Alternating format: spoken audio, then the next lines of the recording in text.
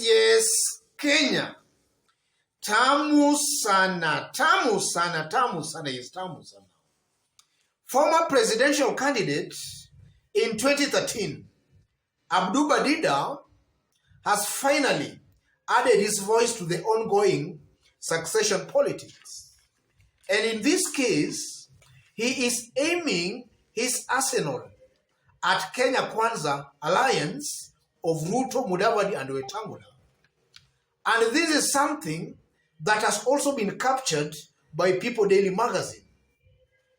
Ruto out to kill political lives of young leaders. Dida. Former presidential candidate Abduba Dida now says deputy president is out to kill political lives of young politicians with this Kenya Kwanza Alliance.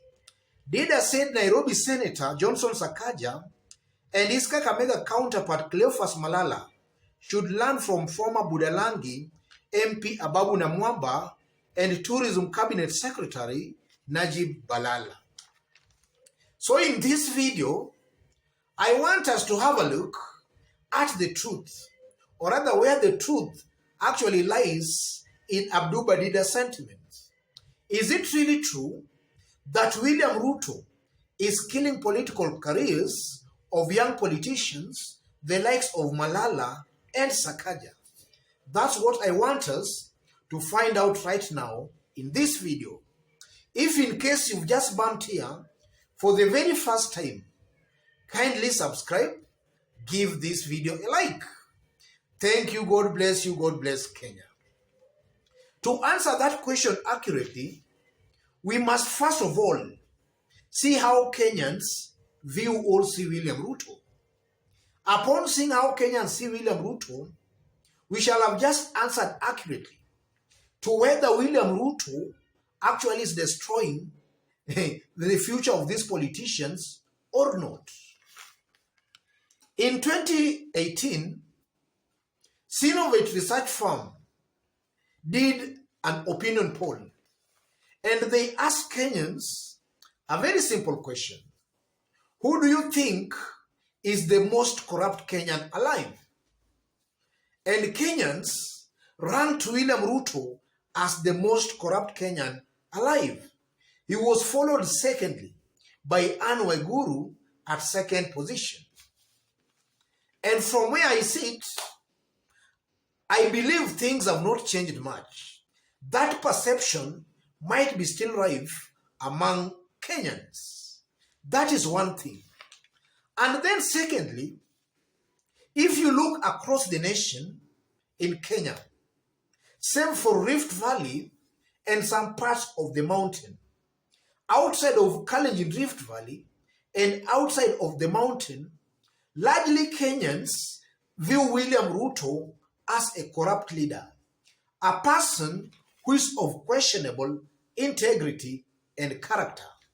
So a leader in those areas associating with William Ruto is seen to have missed direction, is seen to be a leader going the wrong direction, or rather going in a wrong direction.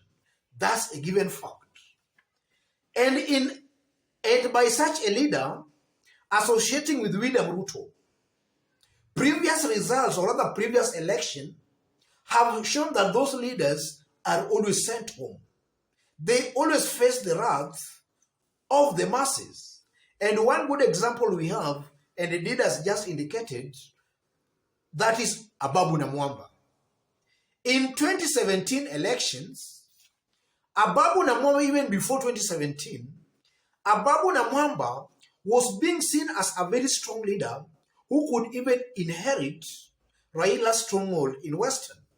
In fact, he was being seen as a leader, a politician who had an uprising political future. His trajectory was on the rise. But immediately, Baboon, or rather immediately rumors started surfacing that Baboon was actually working for William Ruto. Things started changing. And when elections were done, Baboon was given a humiliating defeat in his Budalangi constituency. He never managed to recapture his seat. That was Baboon. And then we have also seen of Najib Balala. Balala was seen as a Pentagon member, somebody who was being considered as a principal in ODM. But as we were heading to the elections in 2013, Najib Balala associated, or rather embraced Ruto and Uhuru. And actually, he lost an election in Mombasa, a gubernatorial election to Ali Hassan Joho. So those are just two examples of leaders who are who are being seen as probable future leaders, but upon associating with William Ruto, their political careers actually broke. Yes, they just ruined their political careers. And as I talk right now, Cleophas Malala and also Johnson Sakaja, these are seen as William Ruto's very close allies.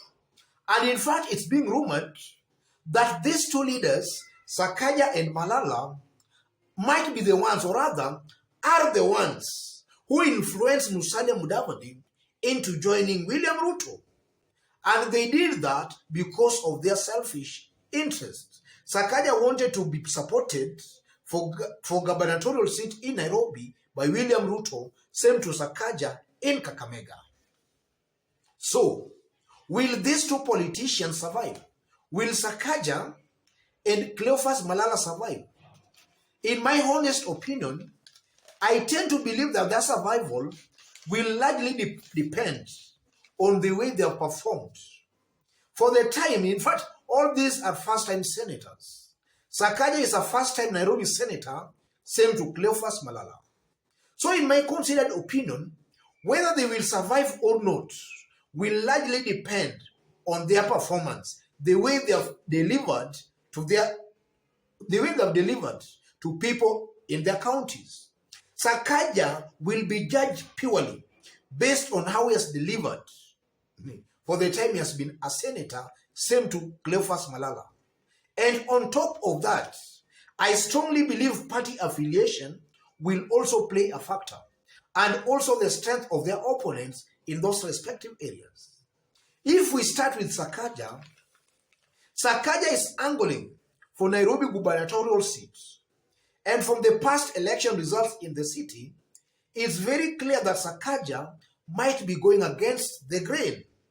Because in the previous elections, we have always seen Raila commanding a majority vote in the city, and I strongly believe that has not changed much. And also in Kakamega, Raila is being seen to be commanding some strong support there, and that has also not changed. So these two senators are actually playing on a very dicey or on a very slippery ground. And then also in Kakamega, we have very strong candidates there, the likes of Fernandez Baraza and even the bullfighter Boni Alwale. So it will all depend on Sakaja's development record, the strength of the parties intending to vie through in Kakamega, same to Johnson Sakaja. And in my considered opinion, these leaders have not delivered. And then secondly, they are contesting through a party that is not all that embraced or welcomed in their respective counties. So that might make things a little bit slippery for these two senators. So I might be tempted to agree with actually Abduba Dida that William Ruto is actually ruining lives, or rather destroying political careers of these young leaders. Sakaja and Cleophas Malala are still young leaders who could have played their politics very right. Otherwise, ladies and gentlemen, before I conclude, if in case you've just bumped here for the very first time, kindly subscribe, give this video a like. Thank you, God bless you, God bless Kenya. To those watching us outside Kenya, kindly drop a comment, let us know from which part of the globe you are watching us from. And if possible, also subscribe and also give this video a like. Thank you, God bless you, God bless Kenya. Tamu sana, tamu sana, tamu sana hiyo.